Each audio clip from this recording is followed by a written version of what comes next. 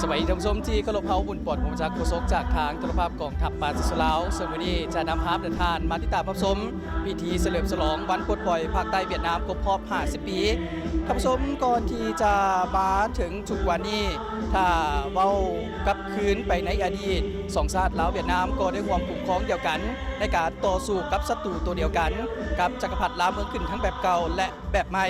ซึ่ง2ไอ้น้อง2ชาติลาวเวียดนามก็ได้ร่วมแรงร่วมใจกันประสานสมทบและมีทหารที่กล้าแก่นต่อสู้บ่ยอมจำนนเพื่อปลดปล่อยประเทศชาติออกจากการครอบครองของลาวเมืองขึ้นแบบเก่าและแบบใหม่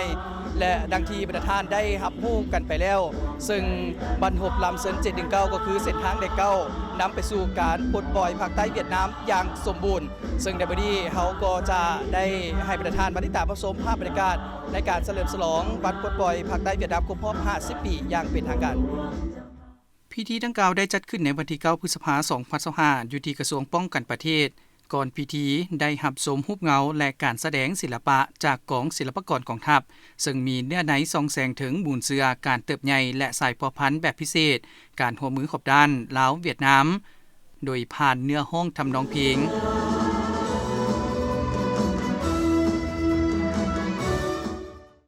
โดยมีสหายเหวียนมิงเติมเอกอัครราชทูตวิสามัญผู้มีอำนาจเต็มแห่งสาธารณรัฐสังคมนิยมเวียดนามประจำสาธารณรัฐประชาธิปไตยประชาชนลาวสหายพลโทศาสตราจารย์ปริญญาเอกทองร้อยศิริวงศ์กรรมการศูนย์กลางภาคห้องรัฐมนตรีกระทรวงป้องกันประเทศมีคณะนำ4กรมใหญ่ห้องว่าการกระทรวงป้องกันประเทศกรมกองตลอดฮอดพนักงานหลักแรงเข้าร่วมในพิธีสหายเหงียนมิงเติมได้กล่าวปราศัยต่อพิธีโดยมีเนื้อในบางตอนว่า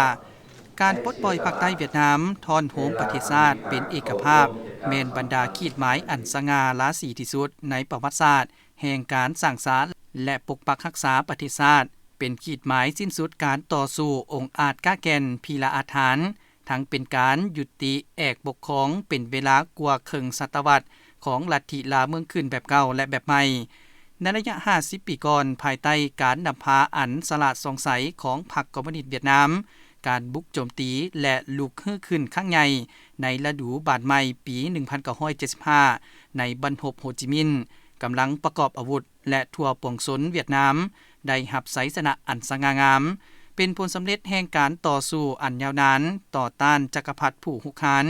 เพื่อกู้เอาประเทศชาติเวียดนาม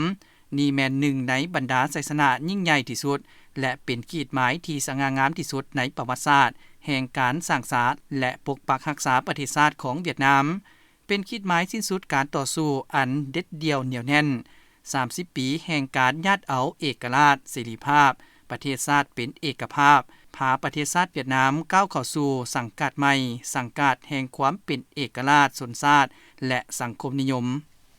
ประวัติศาสตร์แห่งการพัวพันระหว่าง2ประเทศเวียดนามลาวแม่นประวัติศาสตร์แห่งการพัวพันมิตรภาพที่เป็นมูลเชื่อมาแต่ดนนานช่วยเหลือและสนับสนุนซึ่งกันและกัน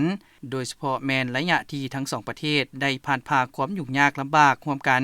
ได้เคียงบ่าเคียงไหลต่อสู้ศัตรูร่วมกัน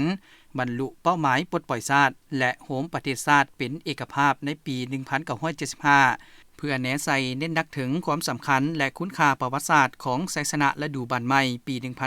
1975 ตลอดถึงการร่วมสู้รบระหว่างเวียดนามลาวในภารกิจต่อต้านจักรพรรดิผู้หุกคานได้ยกให้เห็น3เนื้อในคือเหตุการณ์ปลดปล่อยภาคใต้และโหมประเทศชาติเป็นเอกภาพวันที่ 30 เมษายน 1975 และความหมายทางประวัติศาสตร์ของการปฏิบัติ2ประเทศเวียดนามลาวบทบาทของการร่วมสู้รบเวียดนามลาวในภารกิจปลดปล่อยภาคใต้การโหมประเทศชาติเป็นเอกภาพเวียดนามและผันขยายมากผลแห่งชัยชนะอันยิ่งใหญ่ในฤดูบาดใหม่ปี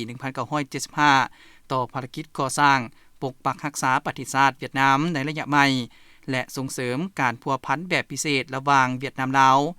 พร้อมนั้นสหายเหวียนมิงเติมยังได้แสดงความรู้บุญคุณต่อคุณงามความดีอันใหญ่หลวงของประธานโฮจิมินห์จดจำและรู้บุญคุณต่อบรรดาการนำปฏิบัติหุ้นก่อนบรรดานักรบวิรชนเสียสละชีวิตเพื่อชาติเพื่อภารกิจปลดปล่อยภาคใต้เวียดนามอย่างสมบูรณ์ถอนโถมประเทศชาติเป็นเอกราชพร้อมนี้ยังกล่าวขอบใจอย่างจริงใจต่อการสนับสนุนการช่วยเหลืออันใหญ่หลวงของภาครัฐกองทัพ และประชาชนลาวต่อเวียดนามในภารกิจแห่งการต่อสู้ปลดปล่อยชาติในเมื่อก่อนก็คือในภารกิจแห่งการสร้างสาและปกปักรักษาประเทศชาติในปัจจุบันท่านผู้ชมมาฮอดนี้เวลาของการรายงานเกี่ยวกับพิธีเฉลิมฉลองวันปลดปล่อยภาคใต้เวียดนามครบรอบ50ปี